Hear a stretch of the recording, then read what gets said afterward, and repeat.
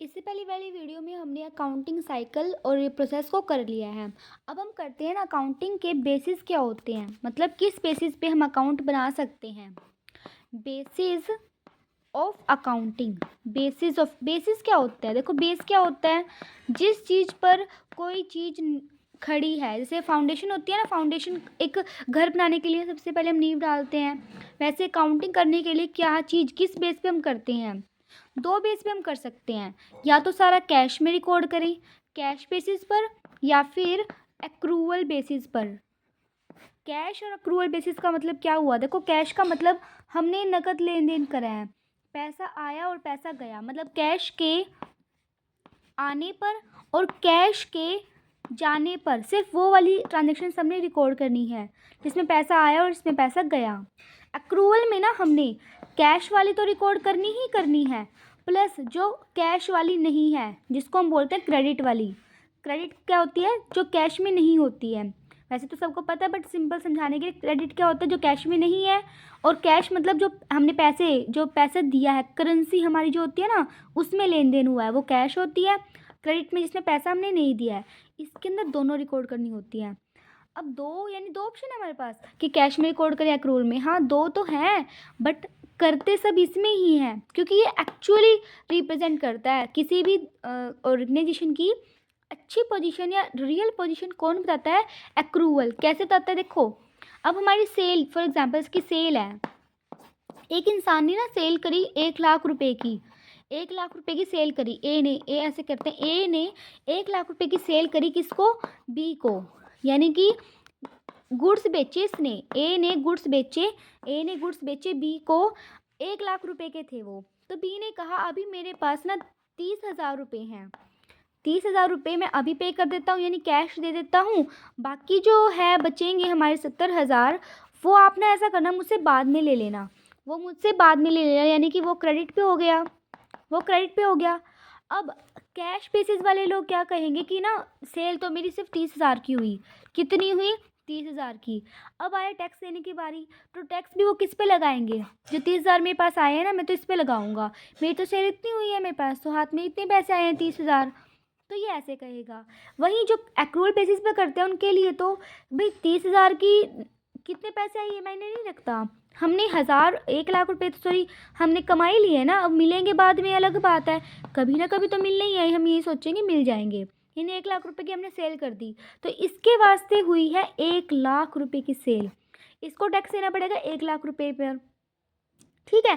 अब लेकिन सरकार क्या इसको करनी देगी कैश बेसिस पर, नहीं। तो इसीलिए गवर्नमेंट के अकॉर्डिंग, या फिर हम कहीं अकाउंटिंग स्टैंडर्ड जो बने होते हैं ना, गवर्नमेंट के अकॉर्डिंग तो नहीं, मतलब ऐसे कह लो सबकी यूनिफॉर्म, मतलब सबकी सलाह होती है इस बात में कि भी अक्रूवल बेसिस पे अकाउंट होनी चाहिए, क्योंकि ट्रू पोजीशन दिखाते हैं। सच्ची बात तो यही दिखा रहे हैं ना, 1 लाख रुपए की सेल हुई है, तो ये होता है। अक्रूवल में कैश और क्रेडिट दोनों होते हैं, और बेटर पोजीशन कौन दिखाता है, अक्रूवल। ये याद रखना है, क्योंकि ना ये फंडामेंटल हमारा कंसेप्ट होता है। वो क्या होता है, कंसेप्ट्स वगैरह हम नेक्स्ट वीडियोस में करेंगे। जो प्रिंसिपल्स होते हैं ना, कुछ कन्वेंशंस होती हैं, वो कंसेप्ट होते हैं, फंडामेंटल कंसेप्ट है हमारा अक्रूवल का, कि हमने कैश और क्रेडिट दोनों पे रिकॉर्ड करना है। कैश बेसिस से समझने के लिए है, ये ना ट्रू पोजीशन नहीं दिखाता, तो फिर अब इसको रिकॉर्ड हम पढ़ते ही क्यों है। देखो जो कैश वाला है ना, वो कौन रिकॉर्ड कर सकते हैं, जो प्रोफेशनल्स हैं। प्रोफेशनल का मतलब जैसे कि जो लॉयर हैं, जो लॉयर हो गए, ठीक है, लॉयर, सीए, टीचर, मान लो कोई ट्यूशन टीचर है, अब वो सोचेगा मेरे हाथ में जितना पैसा आया मैं तो वही मानूंगा ना, मेरी इतनी सैलरी, इतने पैसे बने मेरे।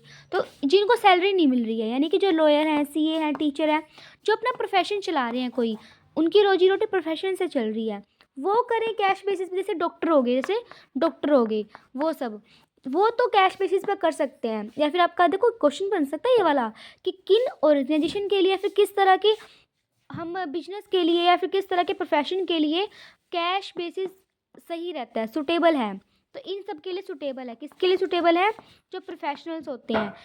जो मैं लिख देखो इसको, देखो जो प्रोफेशनल होते हैं उनके लिए, या फिर ना जो जिनका काम प्रॉफिट में है ही नहीं, ऐसा कर सकते हैं आप। नॉन प्रॉफिट, जो नॉन प्रॉफिट ऑर्गेनाइजेशन होती है ना, एनपीओ जिसको हम बोलते हैं, नॉन प्रॉफिट जैसे कि जिनको जिनको मतलब ही नहीं उनका कितना प्रॉफिट हुआ।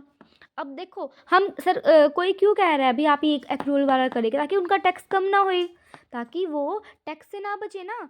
अब प्रॉफिट वाले लोग जो नॉन प्रॉफिट वाले लोग हैं इनको तो टैक्स का कोई झंझट ही नहीं है, टैक्स से बचने के लिए थोड़ी ये कुछ करेंगे। तो इनको कहते हैं कोई बात नहीं तुम कर सकते हो, इनके लिए सुटेबल है।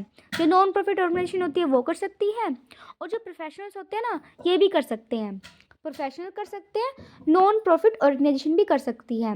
बाकी जितने भी लोग बच गए यानी जिनका भी बिजनेस है अपना, सैलरी वगैरह, सैलरी का तो क्या ही, बिजनेस के लिए होता है ये इनकम वगैरह। तो बिजनेस जो लोग कर रहे हैं ना उनको एक्रूवल बेसिस पर, या फिर सैलरी वाला भी कि सैलरी हमारी एक्रू हो जाती है ना। जैसे कि सैलरी हमने जैन में काम करा, फैब में काम करा, सैलरी हमें मिल रही है मार्च में, अब कभी ना कभी तो मिल ही रही है ना। ऐसे तो कह नहीं सकते अभी मैं इन पे क्यों टैक्स दूँ, मेरे को मिल ही नहीं है।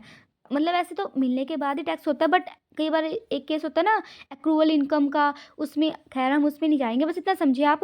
इन दो के अलावा बाकी जितने भी बचे हमारे बिजनेस वाले, सैलरी वाले, सबको एक्रूवल बेसिस पर करनी होती है। सिर्फ और सिर्फ प्रोफेशनल और नॉन प्रॉफिट ऑर्गेनाइजेशन वालों के लिए ना कैश बेसिस सुटेबल हो सकता है। तो ये बेसिस थे हमारे अकाउंटिंग के, छोटा सा टॉपिक था, आई होप कि क्लियर हुआ होगा।